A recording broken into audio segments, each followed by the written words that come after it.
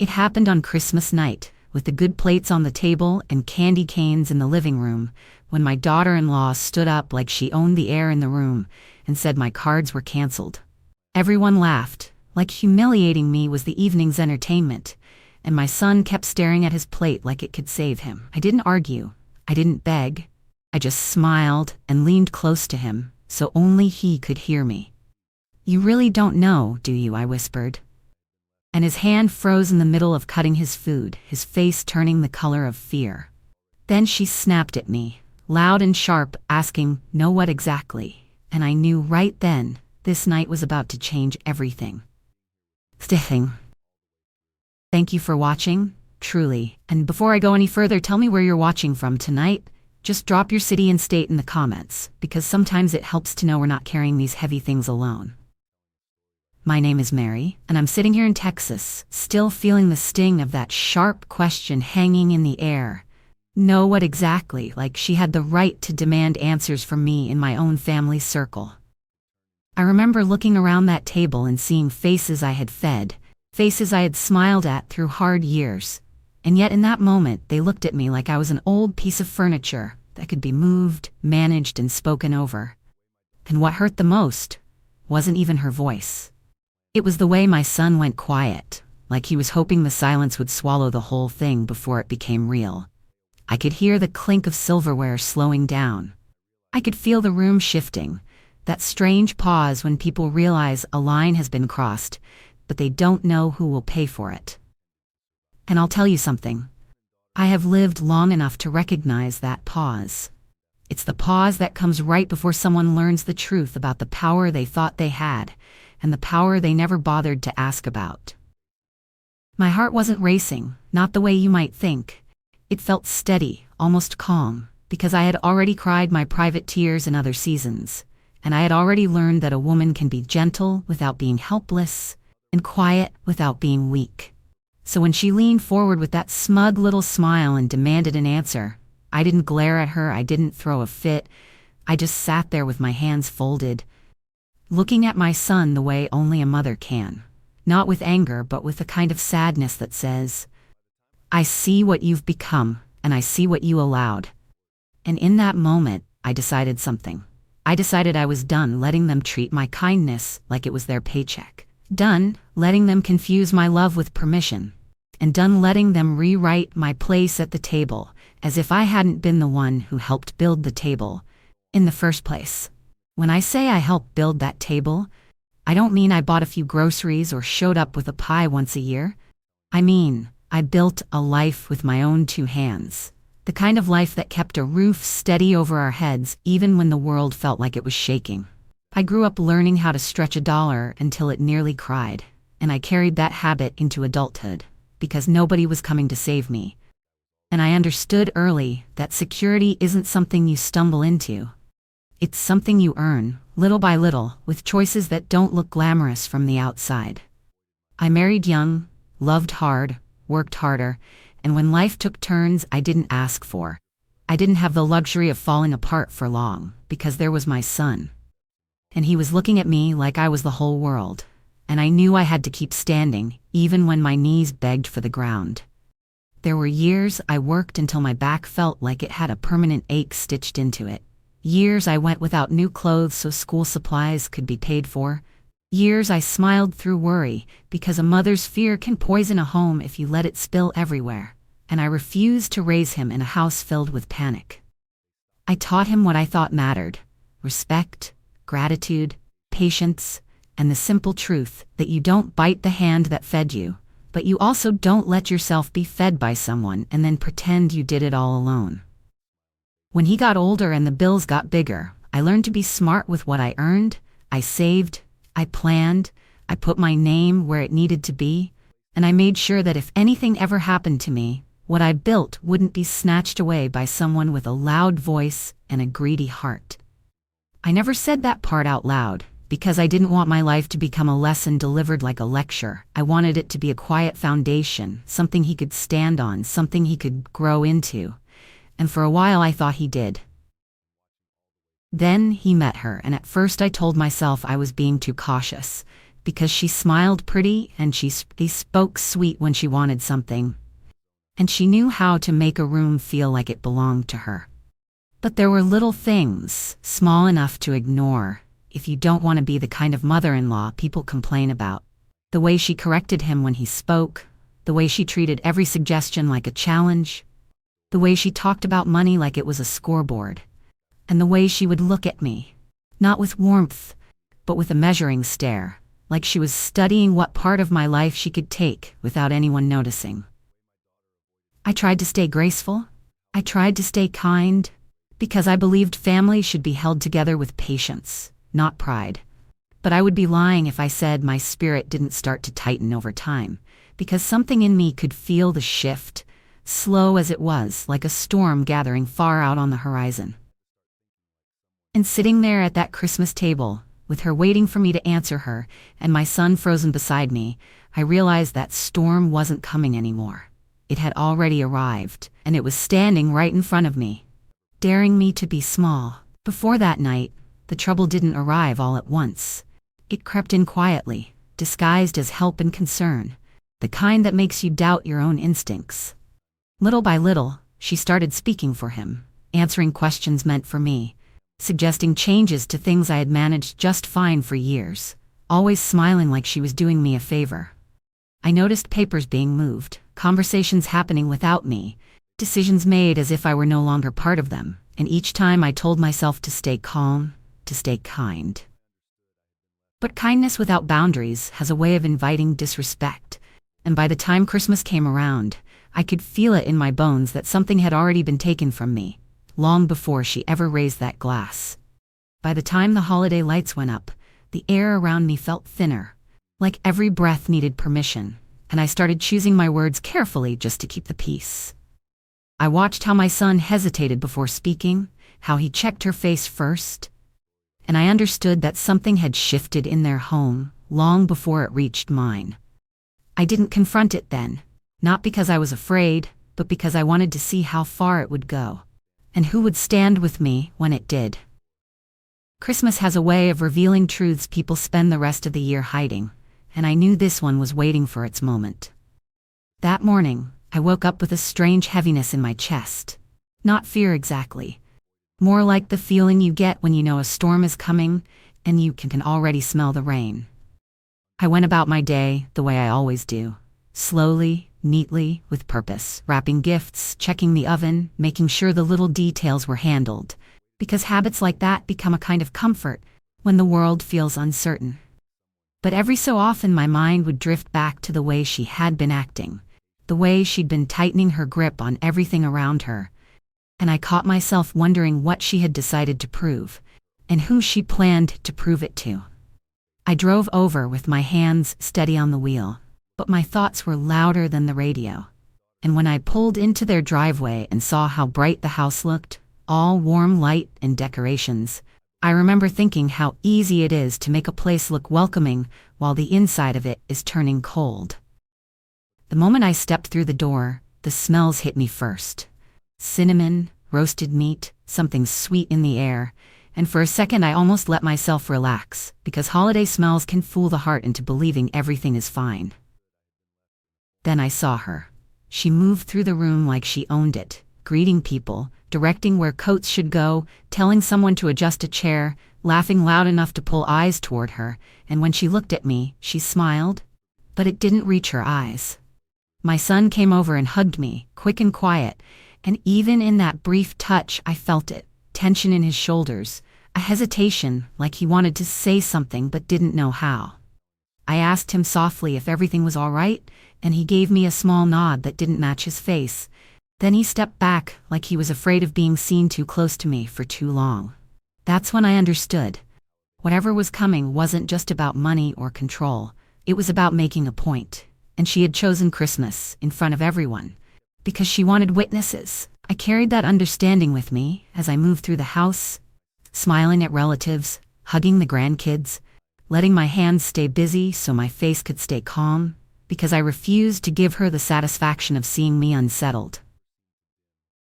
The living room was full of laughter, the kind that rises up when people are eating well and pretending everything is perfect. and I noticed how a few of her relatives kept watching me, not openly, but with quick glances that slid away the moment I met their eyes. It felt like they were waiting for something to happen, like they had been told a story about me ahead of time, and they wanted to see if I would match the version she had painted. My son stayed close to the edges of the room, helping with plates, refilling drinks, doing anything that kept him moving so he wouldn't have to stand still with his thoughts.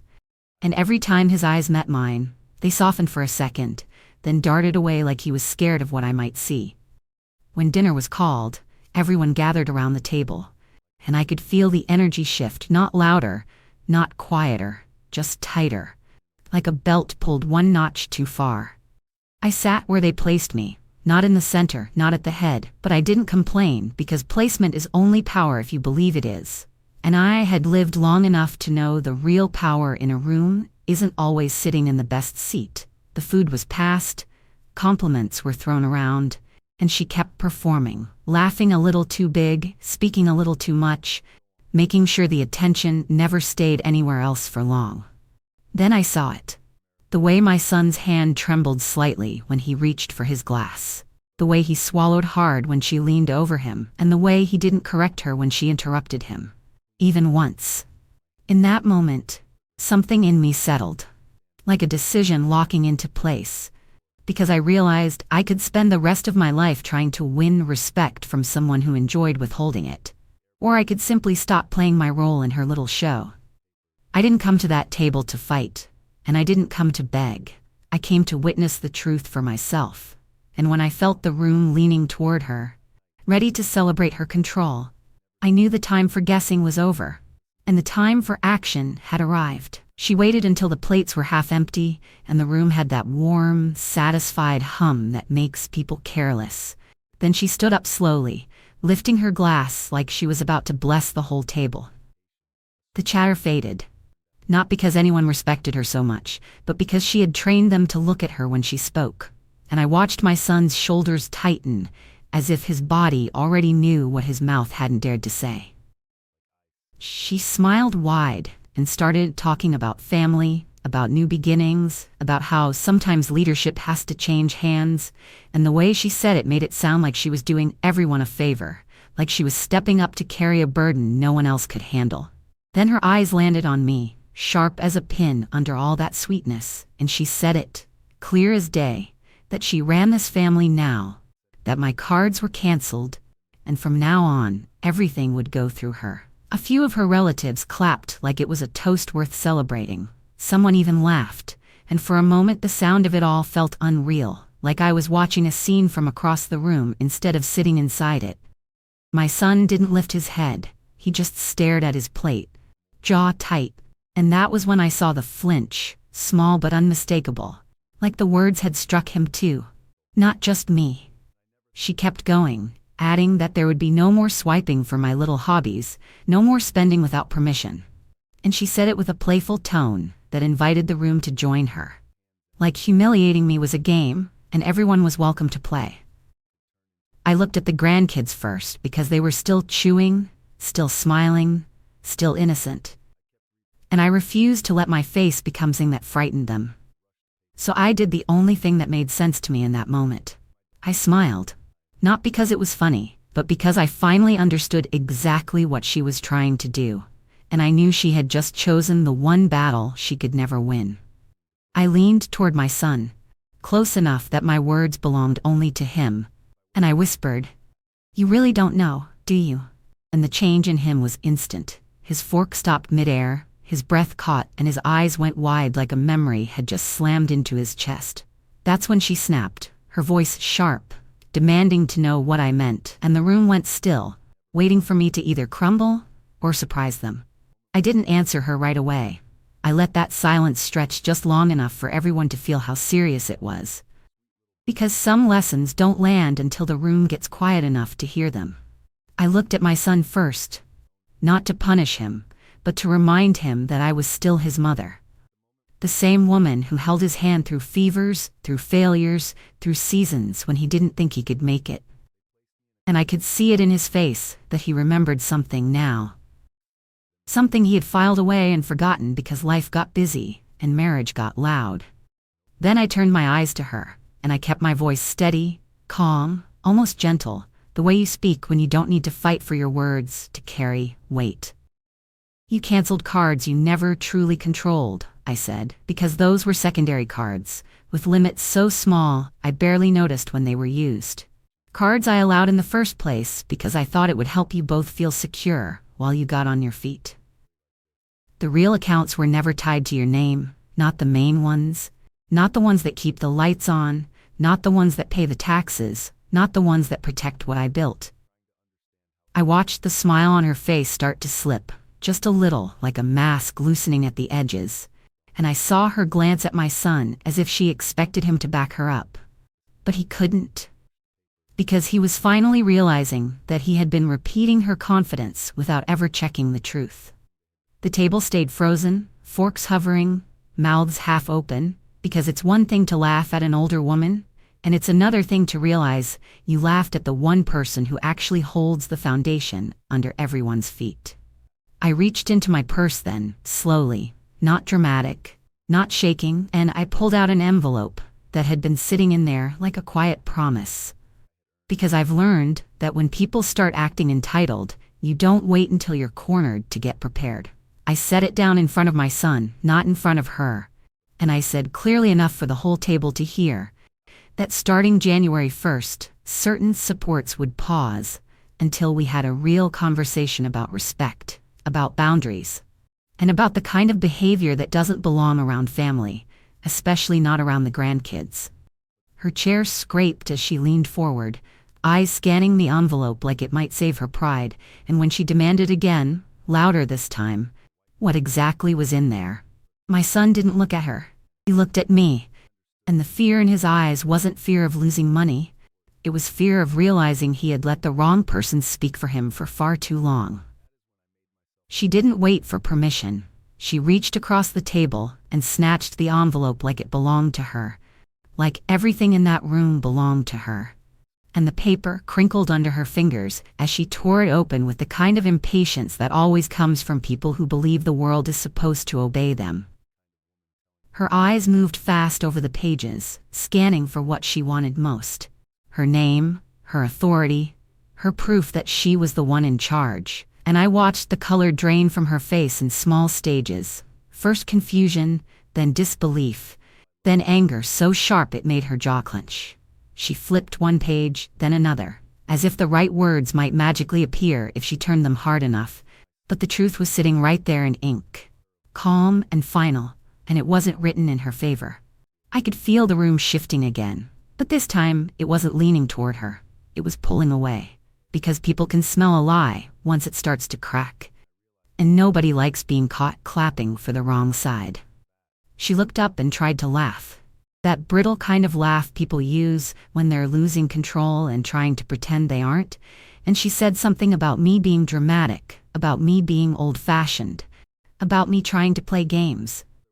I didn't raise my voice, I didn't match her energy, I just kept my tone steady, and reminded her that the only game being played was the one she started, right there at Christmas dinner, in front of everyone. In front of the grandkids who deserved better than a grown woman acting like power is something you can take by humiliating someone. My son finally lifted his head, and when he spoke, his voice sounded smaller than I remembered, like a man waking up from a long sleep, and he asked her quietly, "What did you do this morning? What exactly did you cancel?" And the way he said it told me he wasn't asking out of curiosity. He was asking because he was finally afraid of what he had allowed her to touch. She tried to answer fast, too fast, words tumbling over each other, saying it was just a precaution, just for budgeting, just to help. But I could see it in the tightness around her eyes. She wasn't helping, she was controlling, and she thought nobody would stop her. Around the table, the laughter was gone, replaced by the uncomfortable sound of people swallowing, shifting in their seats, avoiding eye contact. Because it's easy to cheer when you think someone is powerless, but it's hard to keep cheering when you realize the person you mocked is the one holding the ground under your feet. And in that heavy quiet, With her still gripping those papers like they were a weapon, I leaned back slightly and let my words land like a door closing. I said, "You wanted to run this family, but you never bothered to learn what it was built on. And now you're standing on a foundation you don't own." That was when my son finally broke. Not loudly, not in a way that drew attention, but in a quiet way that hurt more to watch. Because his eyes filled and his shoulders slumped like the weight of that moment had finally reached him. He looked at me then. Really looked at me, and I saw regret written all over his face. The kind that comes from realizing silence can wound just as deeply as words. He tried to speak, stumbled over it, and all he managed was my name, soft and shaky, like he was a boy again who had gone too far and didn't know how to come back. I didn't interrupt him or rush to comfort him. I just held his gaze, because some lessons need space to settle, and some realizations can't be softened without losing their meaning. I stood up then, smoothing my coat like I had all the time in the world, because I refused to let that moment turn me into something smaller than I was. I bent down to the grandkids, kissed their heads, and wished them a Merry Christmas with a smile that was real, because none of this was their burden to carry. I didn't look back at her, not once, because people who crave control feed on reaction, and I was done feeding her anything at all. As I walked out into the cold night air, my chest felt lighter than it had in months, because sometimes dignity isn't loud or dramatic. It's simply knowing when to leave the table and take your peace with you. Driving home, I kept my hand steady on the wheel and let the silence sit with me, because I wasn't replaying the insults anymore. I was letting them go, one by one, like letting go of heavy bags I never should have carried. I understood something clearly that night. Love is not the same as access.